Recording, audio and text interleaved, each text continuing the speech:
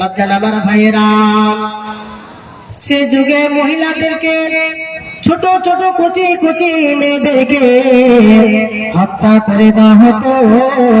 আল্লাহর নবী সাল্লাল্লাহু আলাইহি ওয়াসাল্লাম যখন পৃথিবীতে আসলেন, কত সুন্দর করে ঘোষণা করে দিলেন, ইন্নাল্লাহা হারামা আলাইকুম, তোমাদের উপরে ওই বিয়ে সন্তানকে হারাম করে দেওয়া হলো।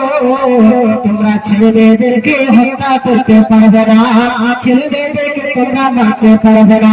পৃথিবীতে আসবে মেয়ে সন্তান হয়েছে, খুশির কথা হয়েছে, ছেলে সন্তান হয়েছে, খুশির কথা হয়েছে। ও বাচ্চারা আমার ভাইরা, যখন মেয়ে সন্তান হয়ে যেত ওই জামানাতে, তখন বাবার মুখটি কালো হয়ে যেত। যখন মেয়ে সন্তানের হোশ কাঁপলে যখন আসতো, শ্বশুরবাড়ি যখন হয়ে যেত, মেয়ের বাবার চেহারাটা কালো হয়ে যেত, বসন্ত কালো হয়ে যেত।